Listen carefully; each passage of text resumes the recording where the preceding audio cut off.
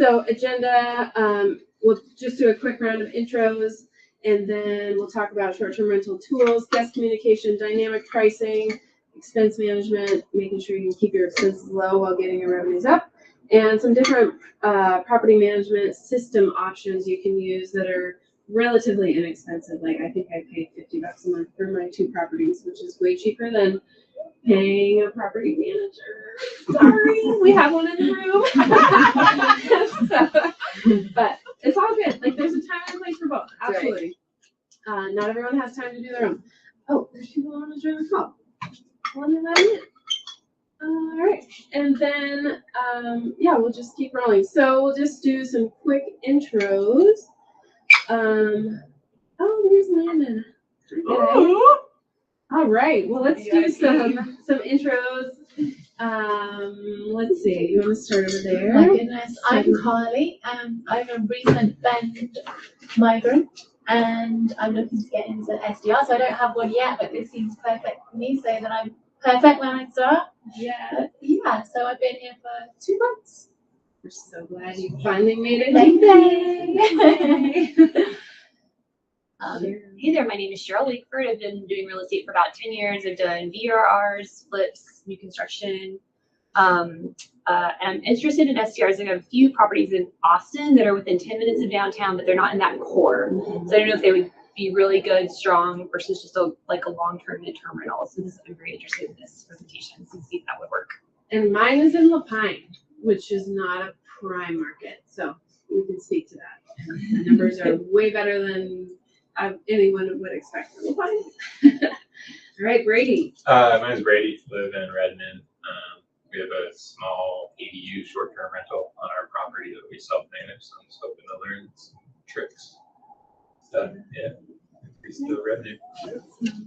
John. My name is John. I've been in Bend about 8 years, and I have a little bit of experience with STRs.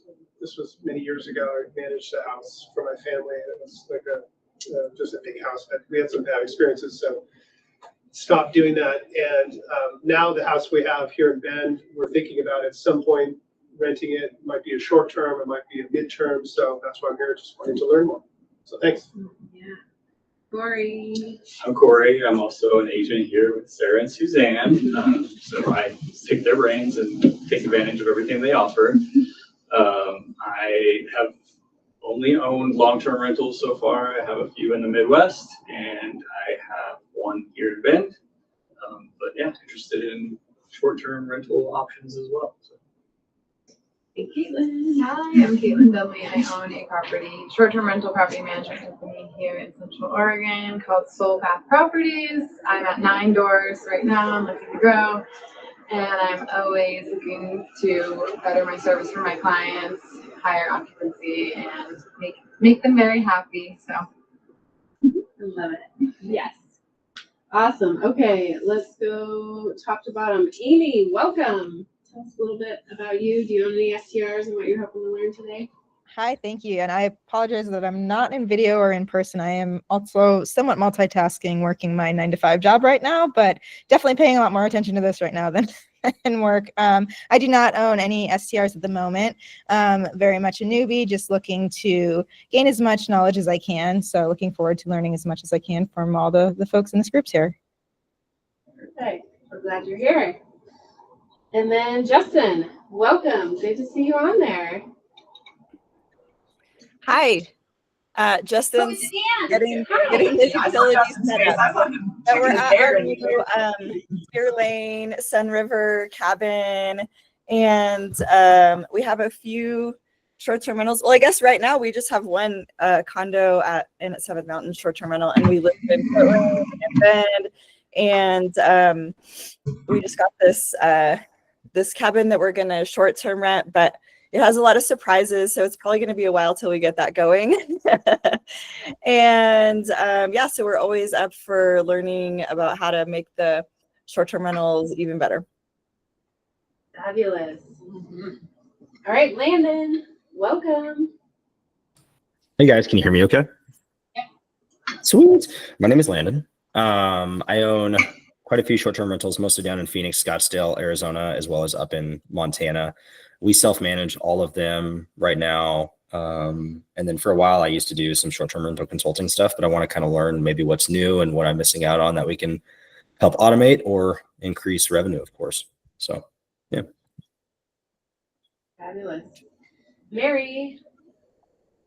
Hey, I'm also joining online today because I'm also in my 9 to 5 right now, but I have one long-term rental in La Pine, and I'm looking to either do a midterm or short-term rental as my next investment. So just here to learn everything. Yay. So fun to see so many familiar faces. All right, well, let's move on to our guest of honor, Ashley. Welcome. Hello, everyone.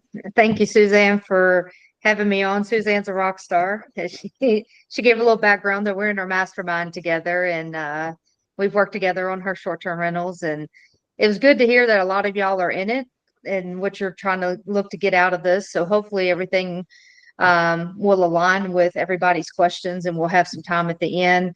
And Suzanne, kind of keep me going with the time. My presentation, I tend to get, I talk a little bit. I'm very passionate with it. So keep me on board. So I'm Ashley C. I live in the Knoxville, Tennessee area.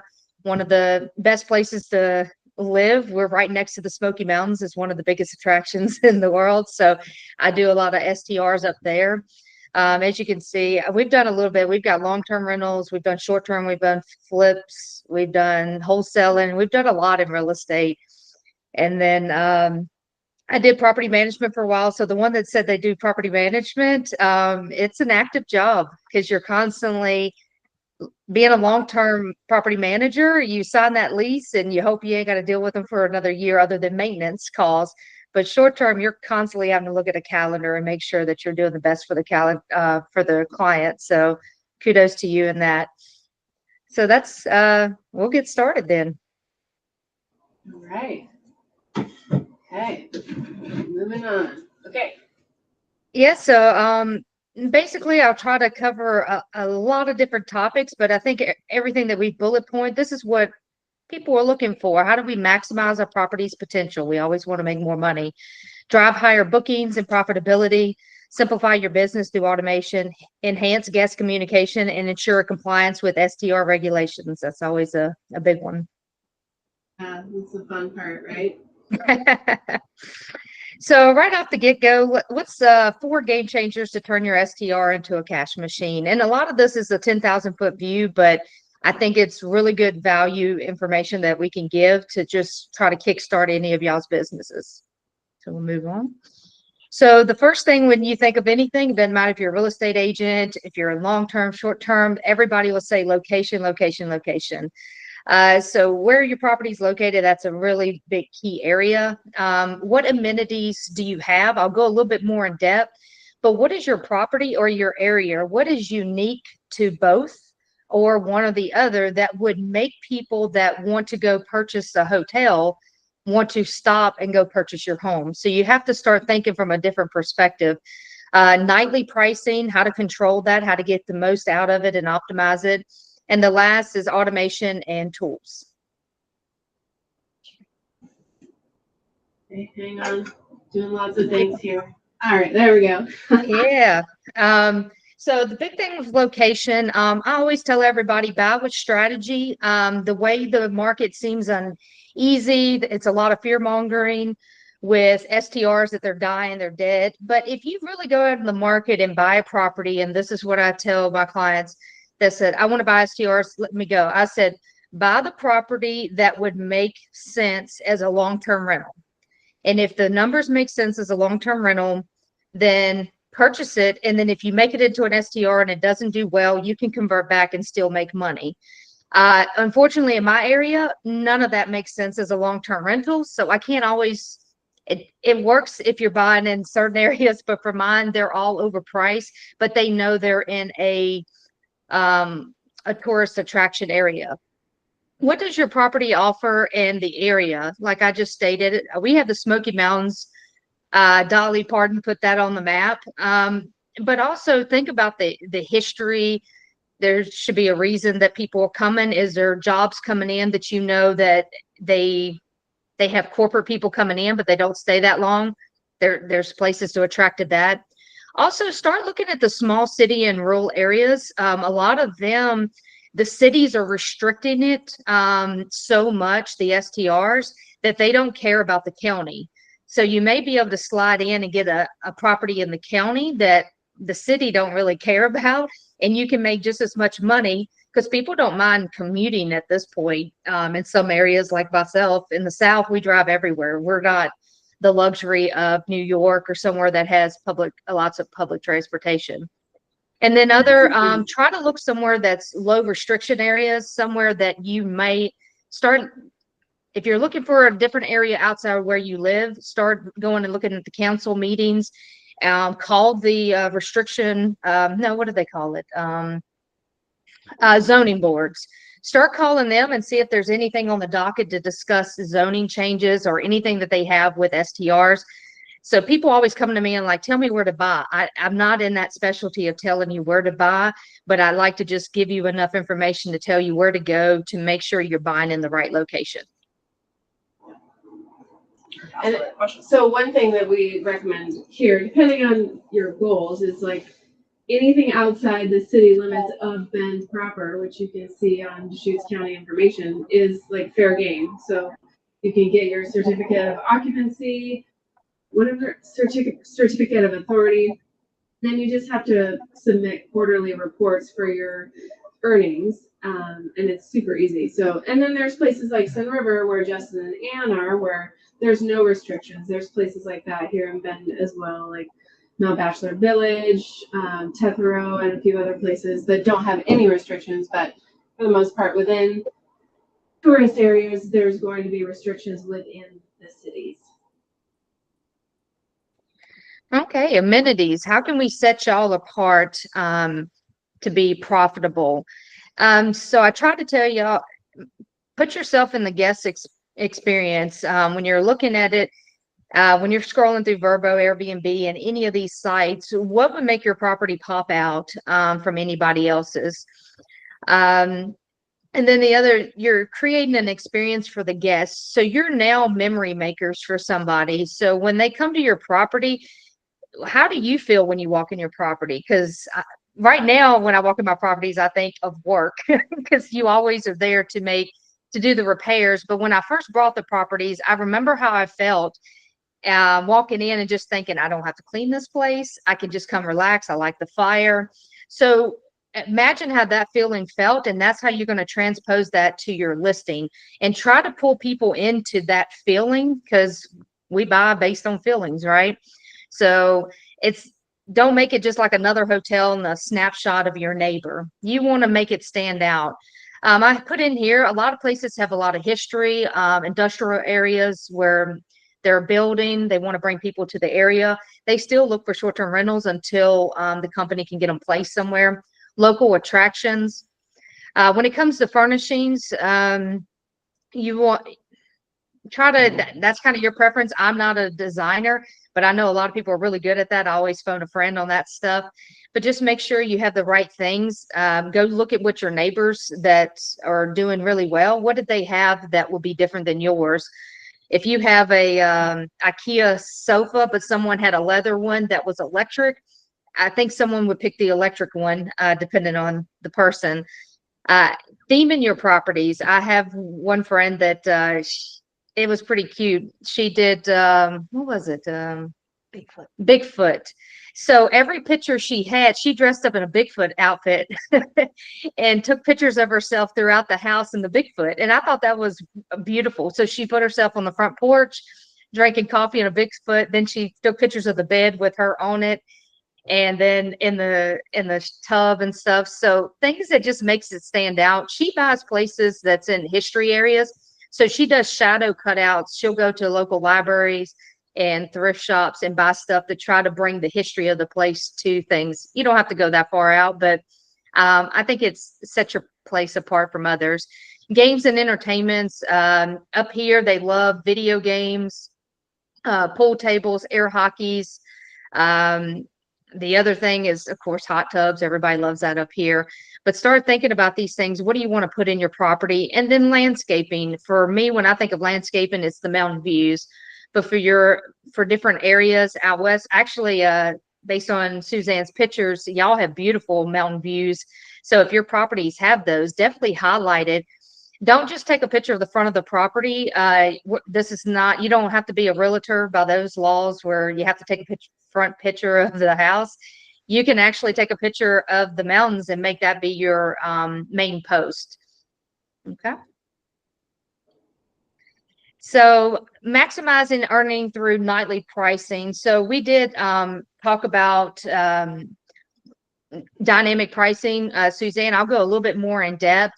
But I posted this graph to just kind of, anybody loves data in here? Y'all can raise your hand, or I got any data analysis? Perfect. So when I was doing everything in real estate, once it was done, I was kind of like, it's done. What do I do now? But when STRs kind of came into our portfolio, it was fun to me because I have an engineering background, so I love looking at data.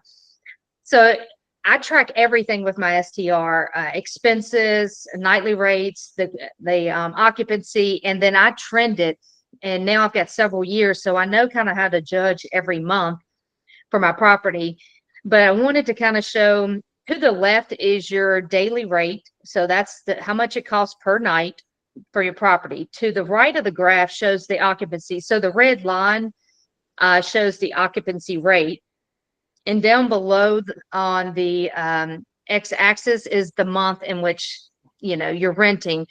So what I wanted to highlight, so if you look at January, the occupancy was 40% and the nightly rate was 300. So if you're looking at your data as you're going, I would say you're overpriced for what the market is. So if I looked at a month like that and I'm like, okay, well, I need to drop my price and try to get my occupancy to go up. You can do the math. There's a point where it doesn't matter.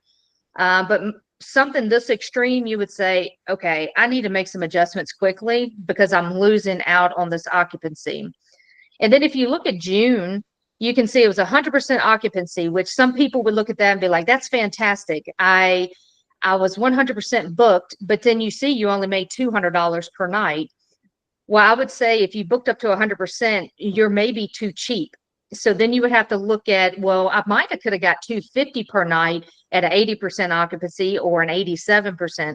So these are the kind of numbers that I like to look at for my clients and try to see what we can do to maximize their income. So I'm not always looking at nightly rate, occupancy. It's a fine line on how you maneuver that.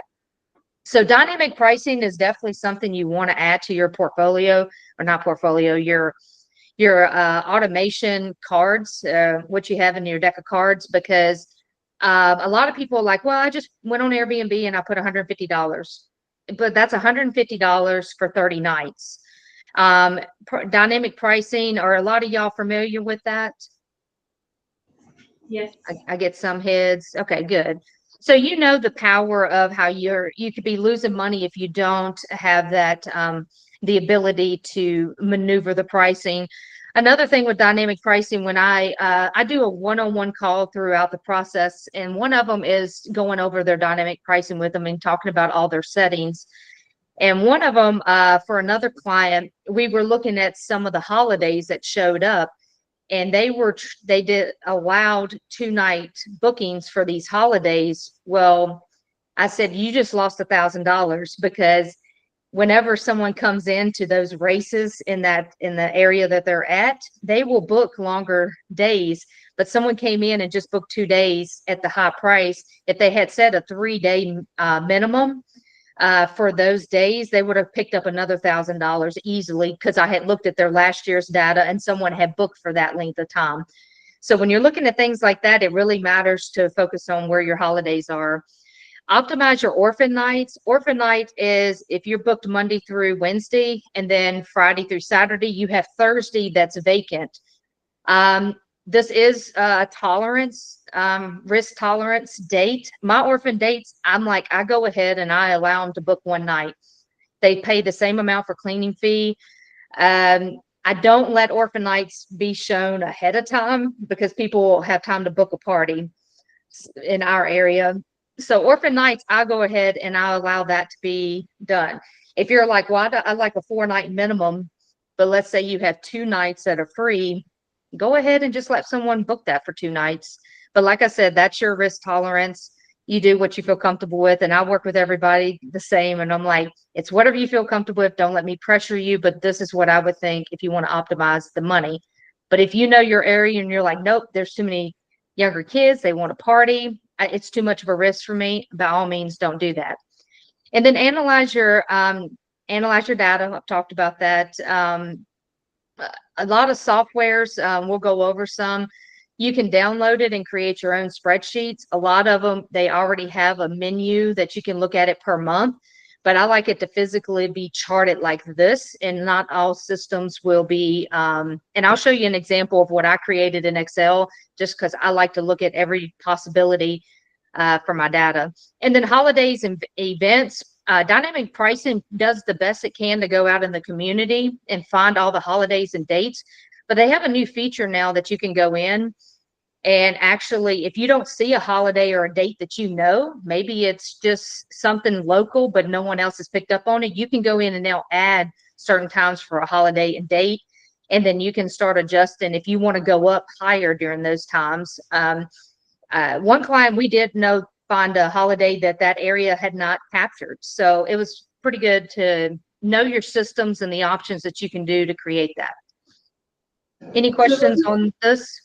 I just want to clarify that you're talking about like events and things that are happening in a certain geographical area. So like where your property's located. I mean, Central Oregon and Austin, Texas, and then Landon's got some in the Phoenix area, and then Justin and Ann have some in Central Oregon as well. So, just for everyone to know that like there may be festivals or race events or what was the county fair, the rodeos, those kinds of things. And like Ashley's talking about the Kentucky Derby. She manages a property or has helped some clients that are in Kentucky, that have a property that's near the racetrack. And so just making sure that you're adding those things, like for you in Redmond, like the Farewell Fest, like that's a huge draw for people, and make sure that you're adding those dates so that you can capitalize on that dynamic pricing. Yeah, and in dynamic pricing, it'll actually list out everything that they've captured for your area. And if you don't see it on that list, then that's when you need to go in and add it. And then it'll start tracking it for the other properties. And then eventually they'll have an algorithm for it. I mean, they're AI driven, they're smart. So eventually the algorithm will pick up and start increasing everybody's property. So your small task will end up making it better for everybody else's properties, but that's the price of using a commonized system that a lot of people use. Okay, as much as we like to say, let's work harder, not smarter. That's what I say at the W-2 job, but we do want to work smarter and not harder. In automation and the way AI is going, there's always more stuff that's coming available that we can add to the portfolio of tools, and they're very inexpensive for the short-term rental side. And then two, it scales your business drastically, just because it allows you to get out of it a lot, and a lot of stuff will work in the background for you, so you can focus on other things at hand. Okay, so a big one is channel manager. So when you have multiple properties and you put it on multiple platforms, it'll actually pull in that property on Booking, Vrbo, Airbnb. There's so many other sites that you can list on, but it goes out and it ties all those systems into like one inbox, one calendar. It helps you prevent double bookings. So channel manager, there's a lot of them, Guesty, OwnerRez. They can get started small, and you can pay up to a lot of money per property. So you really just need to understand what questions do you want to ask, and then what features do you want. Me and Suzanne sat down and went and interviewed a company that I suggested. So it helped her understand, does she want that company or not? And it helped her think about different ways that it would add benefit to her her portfolio. Automated messages. This is one that is very beneficial. As soon as someone books, you can start setting up messages to do that. Airbnb allows it, but you can't do a whole lot. And then what happens if you get a verbo booking? You can't, Airbnb's automated messages won't send a verbo. It does some weird stuff. So you can do a lot of automated messaging, which saves time, and it allows you ways to automatically check up on your guests. It also does auto reviews. That's a big one. If you want to stay in contact with the algorithm, you should always review every one of your guests. And then I set up auto reviews, and some people are like, well, wonder if they trash your place or damage it. That's always the first question I get. My cleaners come in as soon as the guests check out. They usually try to do same day clean unless something happens. They'll message me. You can go into the system and pause that auto review. I set it up where it reviews them 3 days after they check out. So I at least have myself 3 days to stop the review, and I can go in and manually give them a lower rating. So that's how that one works. So that's just some of the broad features of the channel manager. Any questions on this one? Is there a specific channel manager, or is it called channel manager? No, Go ahead. The owner res, I use Hospitable because that's the best one. It was the best for what I wanted to spend, and she literally sat on the phone with me and we interviewed a sales associate, trying to figure out if it was the right fit for me. And we even got a discount for the first 3 months because Ashley told me to ask, which was great. Okay, cool. So that was awesome. And then the automated messages have totally been a game changer for me, because she set me up with a list of 6 key messages through the customer journey that help. You'll probably talk about this too, but help train the algorithm to show my property higher up in search results. And for one big pain point I had with the automated messages just in Airbnb was I couldn't get the guests to put the garbage out. And it seems like a little thing, but there's no recycling in La Pine, and the garbage is always full. So with Hospitable, I could make it on a certain date, on Wednesday out of Thursday, whereas Airbnb is only relative to check-in and check-out dates. So there was no option for me to do an automated message for garbage day within just Airbnb. So it's helped so much. And then within Hospitable, there's a button to improve your communication with AI. So I just write 4 words, and it makes it sound so pleasant and just wonderful and kind. And so I always just sound like this great, gracious host, even if I don't feel that way. Hospitable is great. That's what I use too, Suzanne, with all of my properties, and it makes it so much easier to just completely automate. Even too, there's a new function. Ashley probably is this is old school Landon, but where I upsell every one of my guests for early check-in, late check-out. And if you want to book a date, if there's an open date after your stay or before your stay, I automatically sends that message to them. We add $5 or $6 grand a year just by having an automated message for late check-in, late check-out, or adding a day, a random Monday that wouldn't randomly book. And so those automated messages are game changers. Yeah, he's talking. Yeah, the upsell feature of Hospitable, not all channel manager. The one I have does not have that feature, but for Suzanne, we did do an upcharge for if they wanted to stay an extra night if she had a vacancy, and we just threw in hey, if for 20% off, do you want to stay an extra night, and it's no additional cleaning fees. If the person's really, really good about that property and you're providing that experience, they're like, yeah, I'll take it. And the fun part about AI, one message that when we were showing her AI, was it something about a raccoon that someone, and you were like, how do I even respond to this? Probably. I don't know if it was a raccoon, but I said, here, this is what we do. And I put, it is nature. Why do you even care? And I said, AI, make this nice. And it did. It made Suzanne sound wonderful. Are you using any other AI type things within your Airbnb operations other than messaging? Let's see. Let me think about that. With mine in particular, I don't get into a whole lot of them. Let me think on that one. Did we do anything else? It's mainly messaging. Yeah, mainly the channel managers for the messaging. I'm going to tell you, I've held on to one that's like $20 a month. It gets on my nerves, and I'm stubborn. I've helped Suzanne set up her whole hospitable, and I'm like, I need to change. I need to change. But it's one you set up other people's properties and you don't set up your own. So I've kept it pretty low. But there are so many different sites. I've done Rank Breeze, but I canceled that one. Never figured out how. I just did it on my own, figuring out how to get to number one rather than using their software. There's some maintenance ones you can tie into. There's a whole lot of different ones. I have not felt the need to do it because I have so many of my services set up with people locally. Because our area is 1000% set up for short-term rental only, not people living there.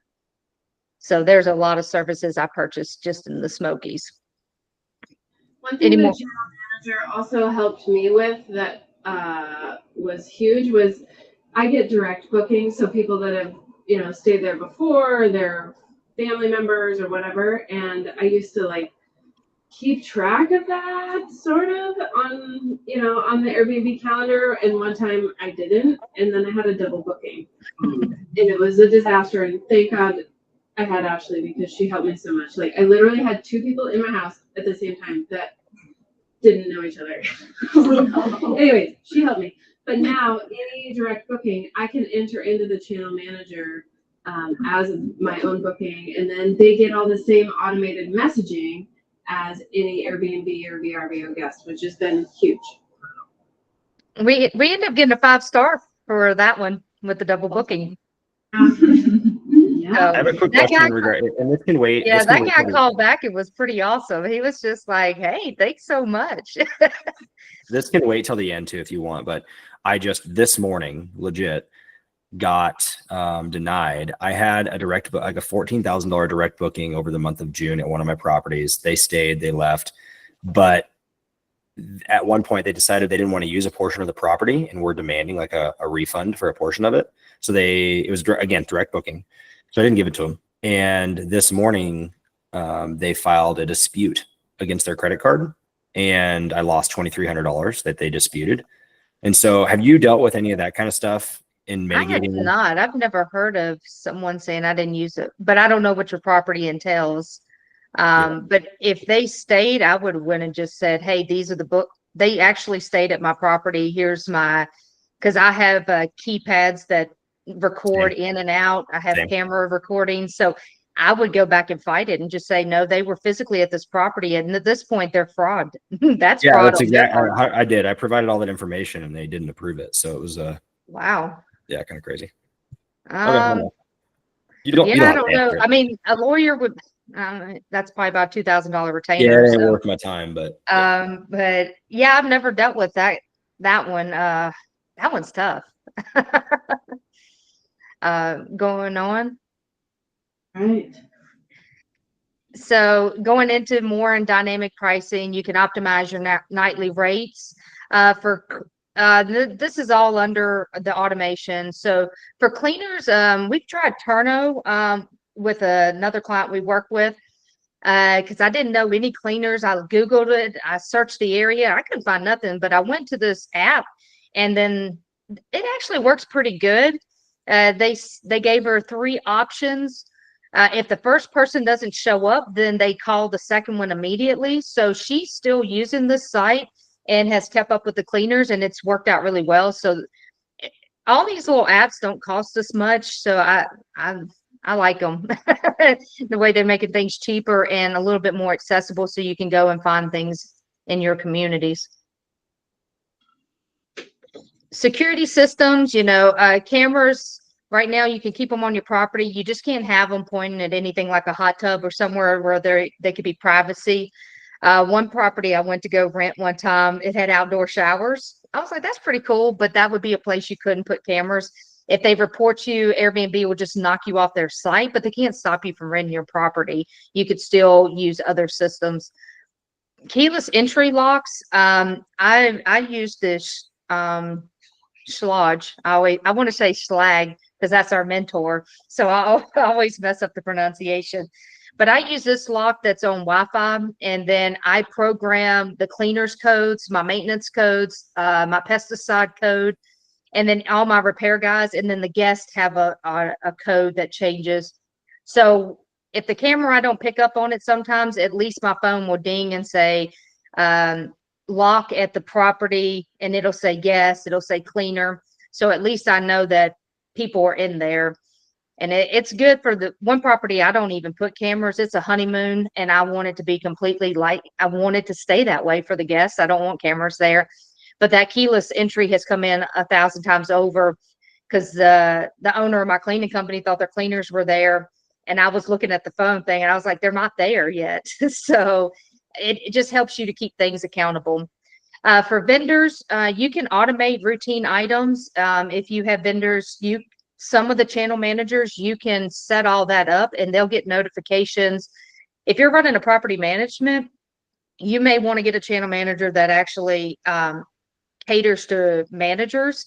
And then you could have automated emails and messages that go out to your vendors, or if you have someone hired within your company, so they could get the notifications, and then they can send pictures through that or let you know when it's complete. So you would have all the records of their repairs. Okay, proven strategies, how to fill your calendars and maximize earnings. I think that's the biggest thing. Everybody's like, well, how do I get more bookings? Cool. Okay, some proven strategies. Let's go into a lot of them. Price Labs, like I said, I can't speak enough about it. There is Beyond. That's another company. Airbnb is now starting their own dynamic pricing, but that's all within Airbnb. So if you're going to book on multiple sites, I would say don't let them be your token for setting up your whole business. But some people don't want to do multiple platforms. They just want to do Airbnb. So I have a client, they have nothing set up. They just want to stay in one system, but we're not getting bookings with it. And I'm like, how long do you want to keep sitting like this? So we'll go at the pace you want. Weekly adjustments of a few words and descriptions. Change your photos around, change your title. I had a little bit of a slow dip in May, so I went into my highlighted key or my title, and I put promotion. Sometimes I put reduced, discounted. Just throw something in there. They don't know that you're running normal, but it's something to just kind of catch their eye. Highlight key amenities in the title. I see so many things that say property in the Smokies, properties in the Smokies, cabin in the Smokies, house in the Smokies. And I'm like, that doesn't draw anything out to someone. So I have, you can do slashes and up to 50 characters. So use ChatGPT or any AI system you got and say, I have 50 characters. This is my property. How would you simplify it to 50 characters? And have them help you. But I do like king beds, hot tub, arcade, mountain view. If you're around somewhere, one of my properties say 5 Mile Dollywood.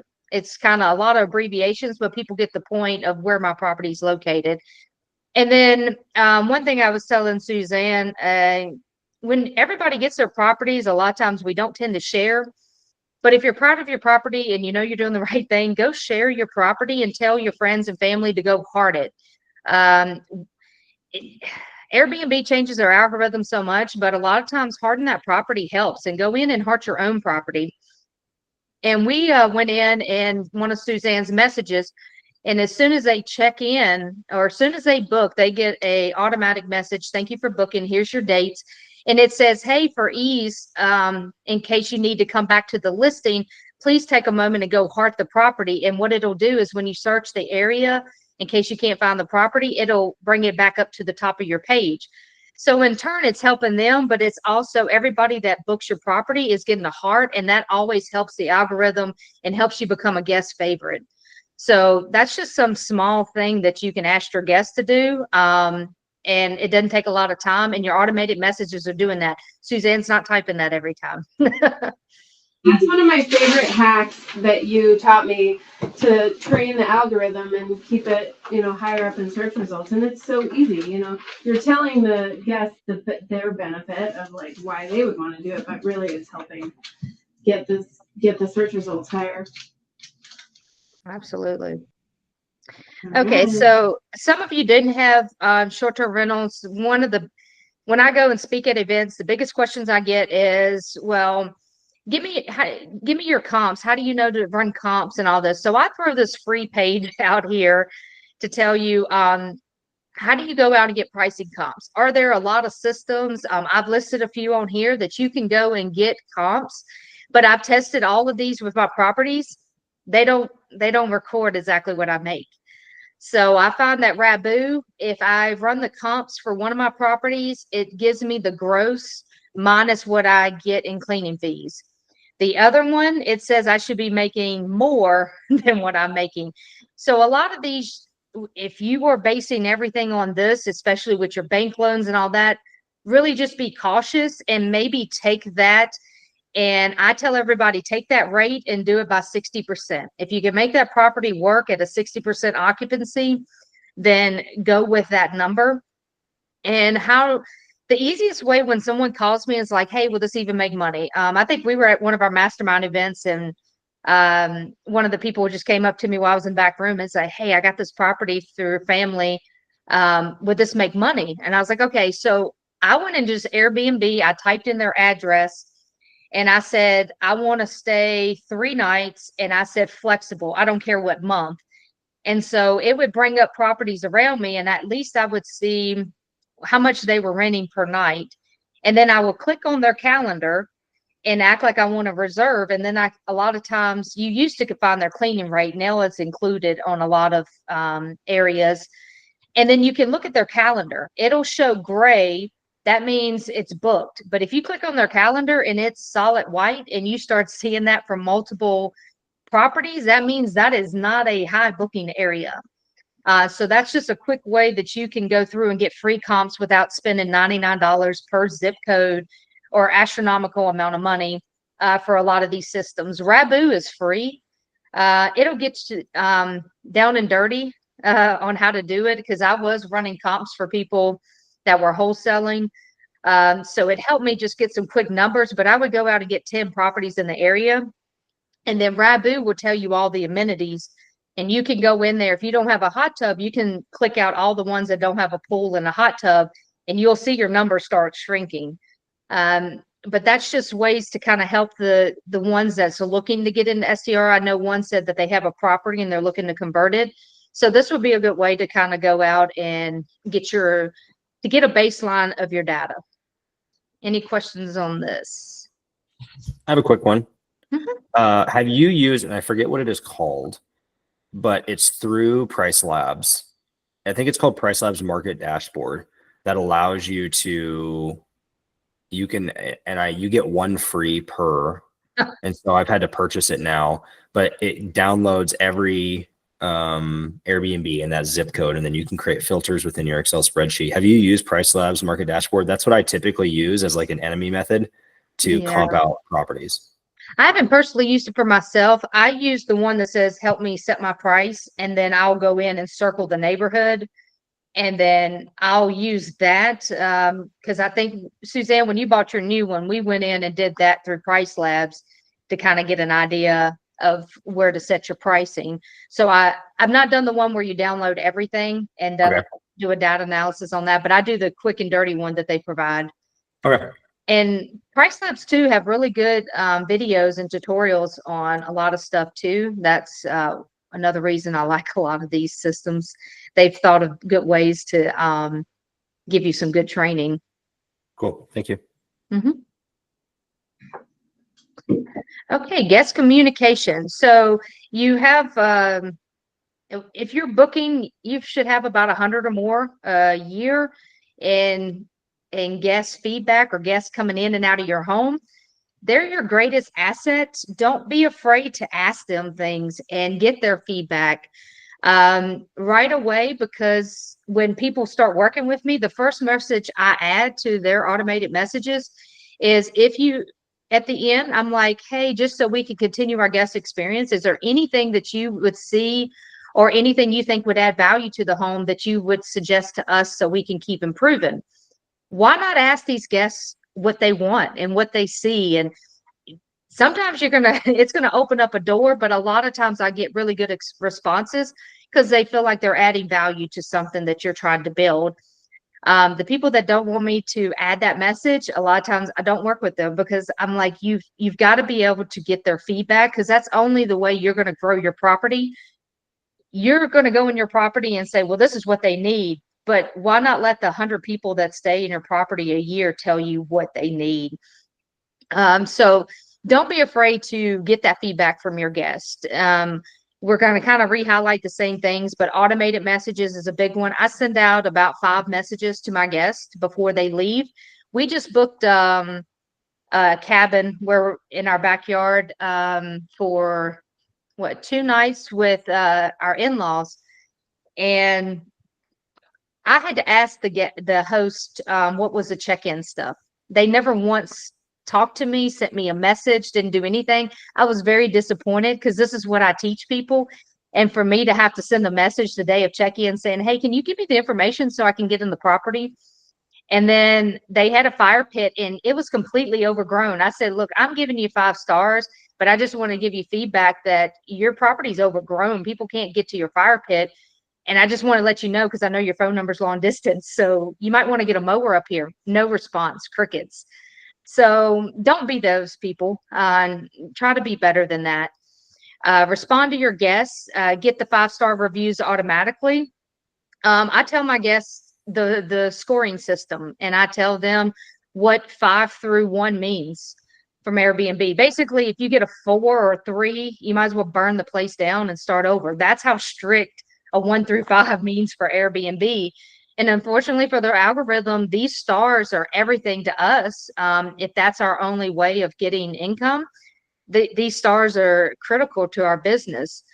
So don't be afraid to tell the guests, please, if you don't mind, leave me a 5-star review. Start coaching them on what they need to do. And I have so many messages after when they leave saying, hey, how do I leave you a review? And then I have to tell them, right after you check out, I think it's a couple hours later, they'll send you a review link in the chat box, or they'll send you an email. Create your own guidebooks. Guidebooks has got a lot easier. It was a manual system in Airbnb. Now every time I go eat somewhere, or I go somewhere swimming, or go to an event up in the Smoky Mountains, I'll go in my guest book and I'll type in the property, and now it gives its own. It lists all the pictures and it gives all the description. So it does all the work for us. Before, you had to take your own pictures, put your own description. So it's come a long way. And then it's good because the guests, if they ever ask for things, I tell them to be sure to click on my name, and they can go to the guest book and see all the places that we approve and that we like locally. And I always send, which Verbo, I don't think will allow me to send an attachment, but Airbnb still does. But I have an attachment that I've made, a 1-page sheet of everything in the area, the best restaurants, attractions, all the different things you could think of in the area. And I put that on a 1-sheeter to help my guests just try to continue to help think of things to book while they're there, because I kind of want them to leave the property and not sit in the property the whole time and nitpick it. Request guest feedback. I just mentioned that. Tell them, ask them, what are some suggestions? I wouldn't promote that like the whole year, but if you just started a property, that should be that would be a message right away you need to add for a new property. And I would put new property in my header and just tell them, hey, this is a new property. Or if you've just taken it over, just say it's new management. Hey, we just started managing this new property. Anything you could tell us to help make this better, we would really appreciate it. And then automated guest reviews, we spoke about that, but you want to always do guest reviews for your guest. Anything on guest communication? Nope. Clear as mud? Okay. Optimize your listing for profit. So I love this one. You gotta, I'd say be the Bob Ross, but I don't know if there's trademark issues with that, but you've got to be able to paint the picture for your property. And I mentioned earlier, if you look the same, they don't know what to pick. So I try to paint this for you all. I want to go, you already know the location you're going to go with your family, and you go in Airbnb and you say, I want, or any of the sites, and say, I want 3 nights on a weekend with this property. What's the first thing you're going to look at? You're going to look at pictures first. You're not even going to look at the description. So you're going to look at all these photos. And if everybody has a photo of the front of their house, I just keep scrolling because I don't have time to just click. Airbnb, that you can hover over and it'll scroll through the first 5 pictures very quickly if someone's interested. So you have to consider you want the top 5 pictures. A lot of people like to do it in order as you walk through the home. You need to scratch that. The first 5 pictures need to be the top amenities of that property. I have one where I did a collage where it's 5 pictures in one, and it shows the hot tub, the fireplace, the outdoor fireplace, and the king size bed. So I'm showing all the amenities on my first picture. I'm trying to grab their attention. The next, once they pick the pictures they like, and they're like, yeah, this is kind of nice, they're going to go to the description. The title description is going to tell you right away what additional things do you have. That's what I highlighted earlier, the king bed, the arcade, the mountain views. That'll all be things that you'll put in your description. If they like that, then you finally get the best thing is they get to click on it, and then they start reading your stuff. Remember, this society has a short attention span. So you can write a book, but in the first part of your description, you are not going to write that book. The first part of your description, you're going to have bullet points, and you're going to list out as much stuff as you can that will appeal to that guest as fastly as possible. Because if you have the paragraph and then have the bullet points down low, you've lost them.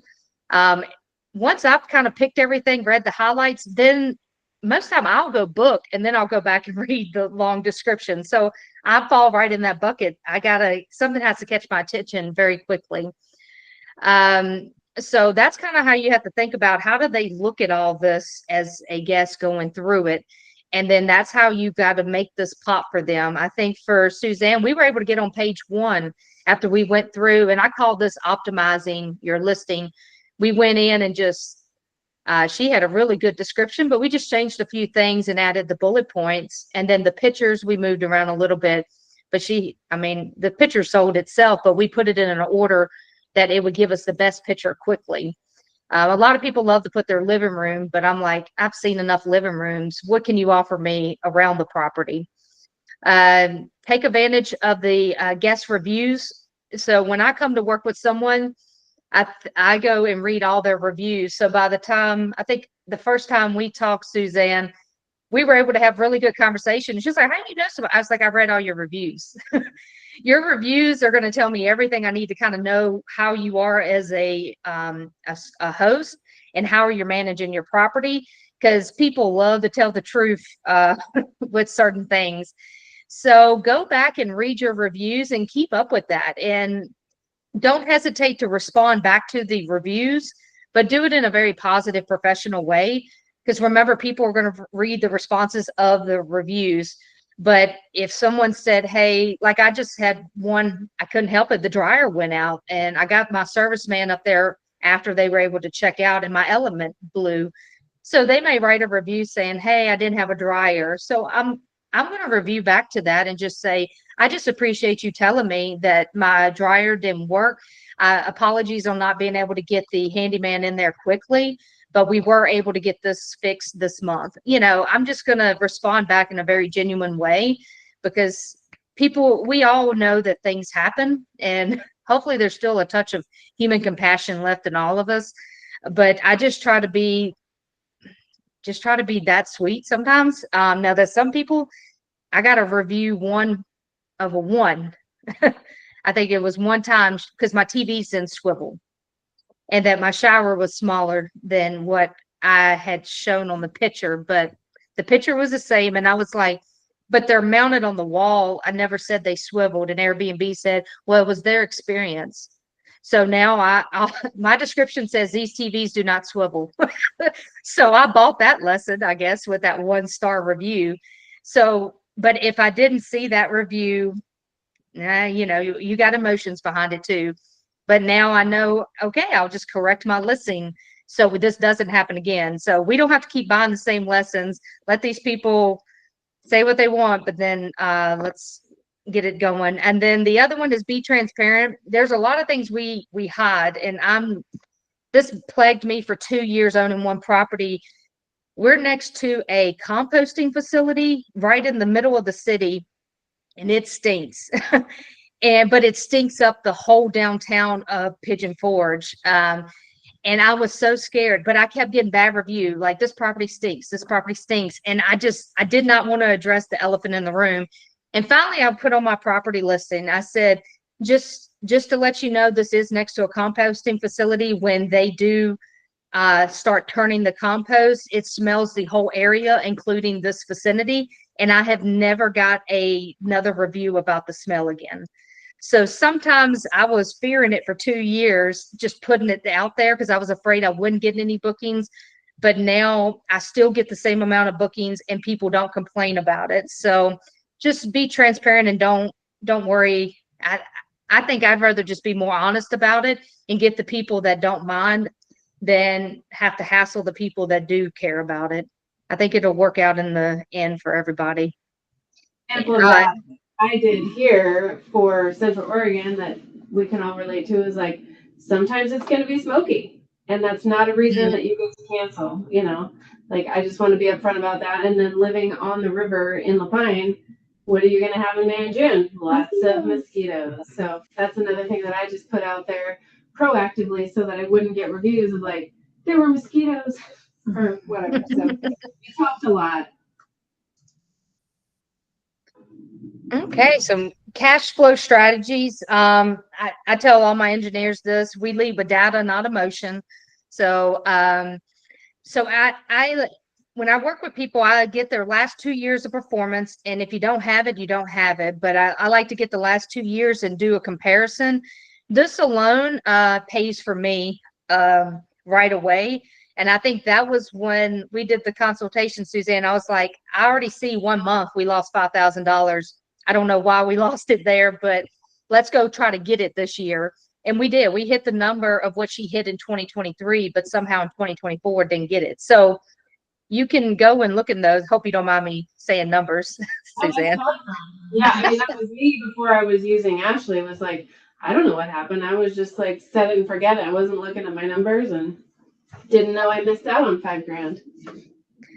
Yeah, so that alone, just having someone look at that historical data tells you a lot. Because I think a little bit on Suzanne's story, she came to me, she was like, I don't think it's doing as good as it needs to. I think I need to remodel. And she had a bigger budget to go remodel. I was like, I don't think we need to remodel. I think if we work together, I think you'll see that it'll pay for itself and we'll get your bookings back up. So needless to say, Suzanne's not remodeling. This will be for another time, but now she's making the numbers that she was seeing before when she first listed it. So sometimes it just takes re-looking at it and tweaking a few things. Customized revenue tracking spreadsheets. I make these spreadsheets and I look at them and analyze them. Bigger teams that I work with, if it's with assistants, I'll send that spreadsheet to them. Making it simpler so they can continue tracking and get that information back to me. Price Labs, it's about $20 per month per property, and it could have went up from the last time I put this, but that's on average what it's worth. In Price Labs, definitely take advantage of your orphan nights. We mentioned that earlier. If you have 1 or 2 nights just sitting there, take advantage of it. Far out bookings. In my area, I set 20% increase on far out bookings. And you may be like, why? Just go ahead and let them book. I just set it at 20. And if it's past 6 months, that way I really want them to commit to that area. But then they're like, well, you're robbing the guests, but it works. People working out that far, they kind of are committing to a different price. And 2, you may open your calendar for a year.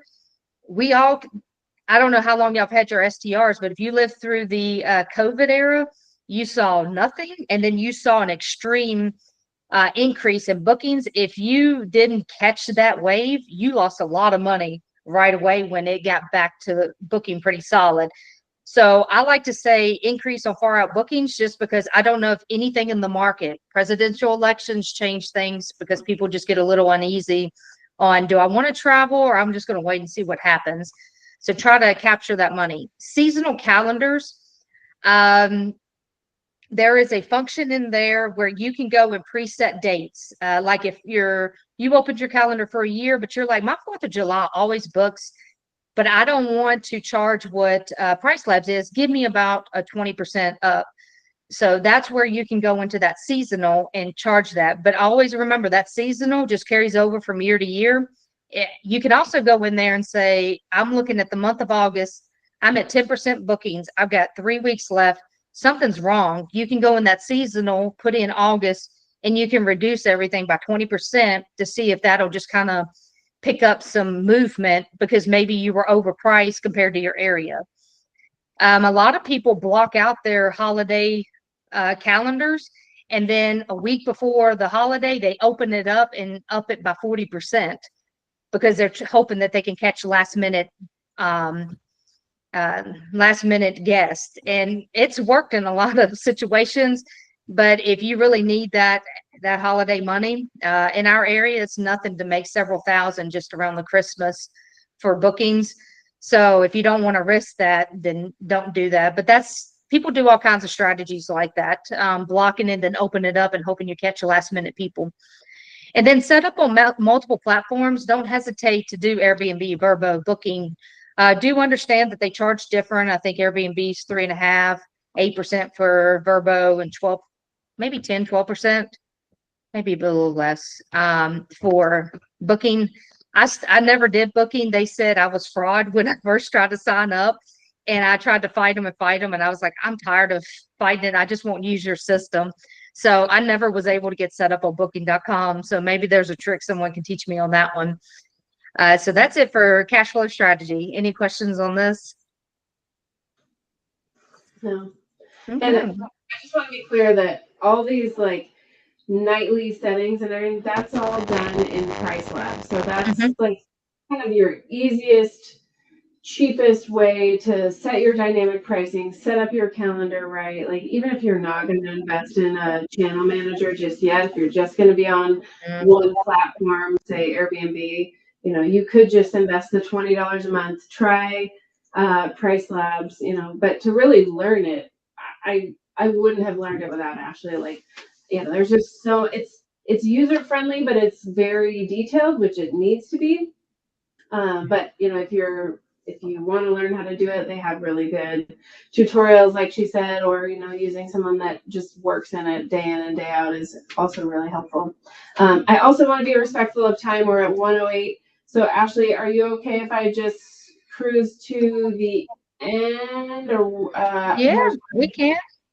The only thing I want to highlight, if we go back to where I talk about the regulations, go back a slide.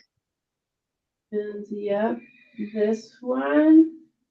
Yeah, so I just this is in my hire package when I work with teams, but I just want to highlight the image on the side. Just remember that your city and county, you need to check with both of them. They restrict you. Your HOA can restrict you, and then your state can restrict you.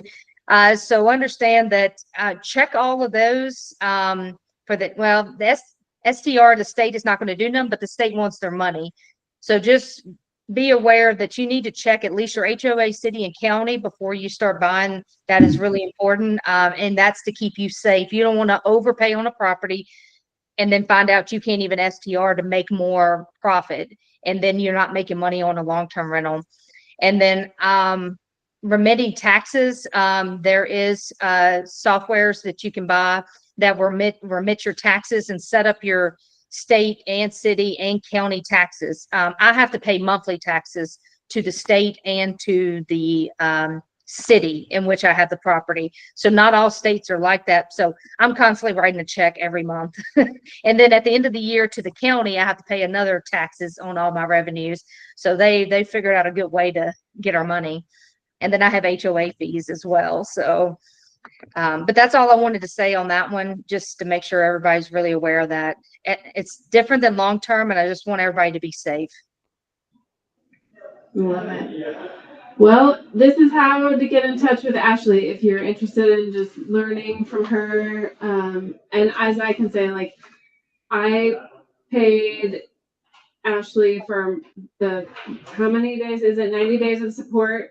And she paid for herself 3 times over in less than 6 months. Like, it was an absolute game changer. And like I said, it made me confident enough to buy another one. So, yeah.